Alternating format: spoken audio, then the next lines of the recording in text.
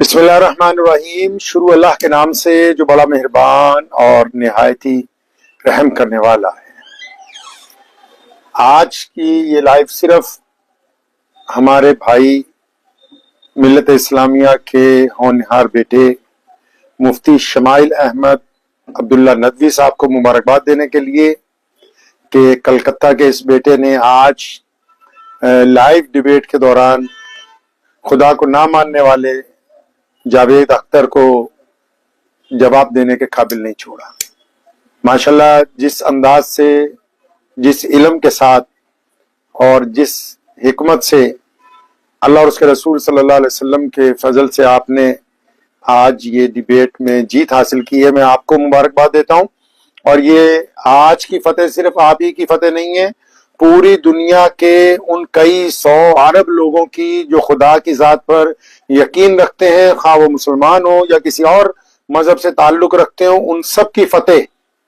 और जावेद अख्तर साहब को जो अचानक उनकी इंडस्ट्री की तरफ से आहिस्ता आहिस्ता इज्जत मिली थी, जिसके बाद वो, मेरा अंदाजा ये है कि फतूर में आने के बाद ये भी भूल गए कि खुदा की जात के ऊपर यकीन किस तरह रखना चाहिए।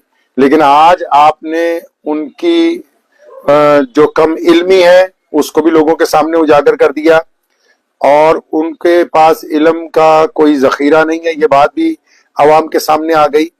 क्योंकि जो बंदा अपना नहीं है वो किसी और का क्या होगा।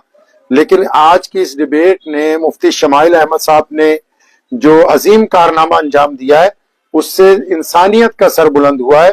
और खुदा की जात जो है वो हमेशा से है, हमेशा रहेगी। और खुदा को मानने वाले तमाम बंदे आज मुफ्ती शमाइल अहमद को मुबारकबाद पेश करते हैं। दोस्तों, आप तमाम लोगों ने वो डिबेट देखा होगा मुफ्ती शुमाइल नदवी साहब और जावेद अख्तर साहब के बीच, जो आप जानते हैं टॉपिक था कि डज गॉड एग्जिस्ट, यानी कि क्या ईश्वर है, क्या अल्लाह है, क्या भगवान है, कोई ऐसी ताकत है जो तमाम कायनात का मालिक है। इस मौजू पर जब बहस हुआ, आप जानते हैं दिल्ली में, और 2 घंटे के इस बहस के दरमियान ये देखने को मिला कि किस तरीके से मुफ्ती शुमाइल नदवी ने बहुत शानदार तरीके से अपना तर्क रखा, अपनी बात रखी। और उन्होंने कहीं ना कहीं जो जावेद अख्तर साहब हैं, चूँकि वो एथिस्ट हैं, वो किसी भगवान को नहीं मानते, किसी ईश्वर को नहीं मानते, किसी अल्लाह को नहीं मानते, यानी कि वो कोई सुप्रीम पावर को नहीं मानते। वो ये मानते हैं कि सब कुछ जो है वो ऐसे ही है। साइंस पर उनका बिलीव है और साइंटिज़म पर उनका बिलीव है। और कहीं ना कहीं इस पूरे मामले को लेकर के बहुत शानदार तरीके से वहाँ पर ये देखने को मिला कि शुमाइल नदवी साहब मुफ्ती हैं और यंग हैं, लेकिन उन्होंने बहुत शानदार तरीके से उन्हें जवाब दिया और उनके तर्क को पूरी तरीके से कुतर्क साबित किया। और ये बताया कि आप जिस तरीके से एथिज्म को डिफाइन कर रहे हैं, आप ये साबित नहीं कर पा रहे हैं कि भाई गॉड एग्जिस्ट नहीं होता है। आपको बताते चले, 2 घंटे के इस बहस के दरमियान ये देखने को मिला, मॉडरेटर के तौर पर ललन टॉप के जो पत्रकार हैं सौरभ द्विवेदी, उन्होंने एक अच्छा काम किया, अच्छा फ़र्ज़ निभाया उन्होंने एक मॉडरेटर के तौर पर। और बहुत शानदार तरीके से शुमाइल नदवी साहब ने अपनी बात रखी। और ख़ास करके अगर आप देखेंगे तो कुछ जगहों पर तो ऐसा लगा मानो माइक ड्रॉप मोमेंट रहा हो जब ये बात कही गई। एक वक्त ऐसा आया जब सीधे तौर पर जावेद साहब ने कहा कि भाई ऐसा है कि मेजोरिटी डिसाइड करती है कि क्या सही है क्या गलत है। और ऐसे में एक बहुत शानदार जवाब जो है शुमाइल नदवी ने दिया कि अच्छा, अगर यही बात है तो फिर जर्मनी में जब जूइस को मारा जा रहा था तो जर्मनी के ज़्यादातर लोग ये कह रहे हैं कि सही किया जा रहा है, लेकिन क्या आप इस बात को जस्टिफाई करेंगे, क्या आप इस बात को मानेंगे कि सही है? तो उस पर उन्होंने कहा कि नहीं, पूरी प्लानेट के लोगों ने, यानी कि पूरी दुनिया में जो लोग हैं उन लोगों ने, उनमें से ज़्यादातर लोगों ने ये कहा कि ऐसा है साहब कि जर्मनी में जो हुआ वो गलत हुआ। तो उस पर शुमाइल नदवी ने बहुत शानदार तरीके से कहा। उन्होंने कहा कि अगर आप इस बात को तर्क मानते हैं, समाज को छोड़ करके आप पूरी दुनिया को अगर मानते हैं कि पूरी दुनिया ने गलत कहा, तो ऐसे में आपको इस बात को भी मानना चाहिए कि इसी पूरी दुनिया की मेजॉरिटी जो लोग हैं वो भगवान को मानते हैं, ईश्वर को मानते हैं, अल्लाह को मानते हैं। उन्हें लगता है कि भाई एक सुपर पावर है जो पूरी कायनात का मालिक है, तो फिर आप इस चीज़ को क्यों नहीं मानते? और वहाँ पर बहुत सीधे तौर पर देखने को मिला कि जावेद साहब चुप हो गए। और इस पूरे मामले को लेकर के आप जानते हैं कि बहुत शानदार बहस हुई, इसलिए मुफ्ती शुमाइल नदवी की जम करके तारीफ हो रही है। और पंजाब के शाही इमाम जो है उस्मान साहब, उन्होंने भी उनकी तारीफ में अपनी बात रखी, जो आपने सुना। तो यकीनन ये बात कही जा सकती है कि बहुत शानदार डिबेट के लिए उन्हें बधाई मिल रही है। और लोग ये कह रहे हैं, क्योंकि बहुत सारे लोग ऐसे भी थे शुरू में ये कह रहे थे कि ये नहीं होना चाहिए, इस बहस का कोई मतलब नहीं बनता, सही तरीके से मुफ्ती साहब बात नहीं रख सकेंगे,